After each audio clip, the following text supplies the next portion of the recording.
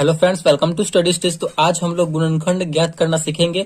तो वीडियो को लास्ट तक जरूर देखिएगा, क्योंकि लास्ट में आपको एक क्वेश्चन दिया जाएगा और उस क्वेश्चन को सॉल्व करके कमेंट बॉक्स में उसका आंसर देना है। तो चलिए, यहाँ पे पहला क्वेश्चन दिया गया है 3x² माइनस 10x प्लस 8 का गुणनखंड निकालना है। तो चलिए हम इसे गुणनखंड निकालते हैं।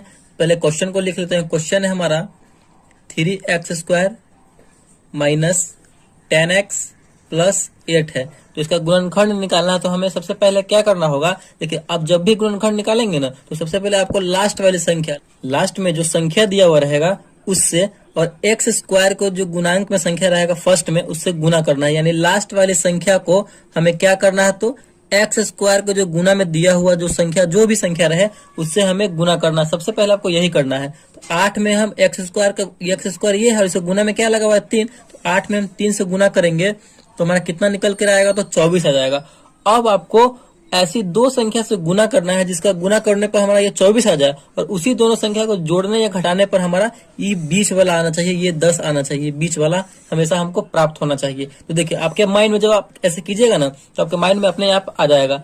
तो 24 लाना है, तो 8 3 24, 8 में 3 से गुना कर रहे हैं तो 24 आ रहा है। देखिए पहला एक बार में देखिए 8 में 3 से कर रहे हैं तो 24 आ रहा है। इसको जोड़ के देखिए 8 और 3 को जोड़ रहे हैं तो 11 हो रहा है। तो ये देखिए हमें लाना है 10, तो ये सक्सेसफुल नहीं हो रहा है।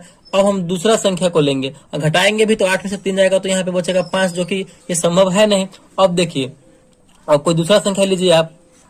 अब जो है 24 लाने के लिए 6 चौका 24, 6 में 4 से हमें गुना करना पड़ रहा है, यानी 6 में 4 से गुना करना पड़ रहा है, तो ये 24 आ जा रहा है। और 6 और 4 को जोड़ते हैं तो 10। देखिए बिल्कुल हमारा ये बीच वाला आ रहा है, यानी 6 और 4 को गुना करेंगे तो 24, और 6 और 4 को हम जोड़ेंगे तो 10 लाना है। तो माइनस में 10 लाना है, तो -6, और यहाँ पे -4 को जोड़ेंगे तो हमारा ये 10 चला आएगा और 24 पे चला आएगा। तो चलिए इसी को लेकर के हम सॉल्व करते हैं। देखिए यहाँ पे 3x²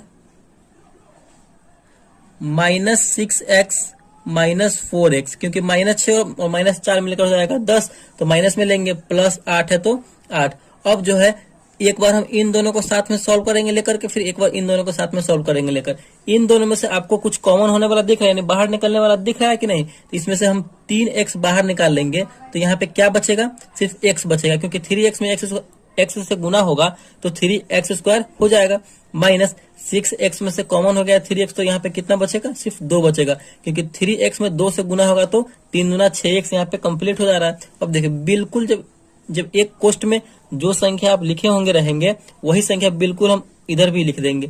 x-2 है तो इधर भी हम x-2 लिख देंगे। बस आपको यही स्टेप जो है अपने माइंड में लेते चलना है। अब देखिए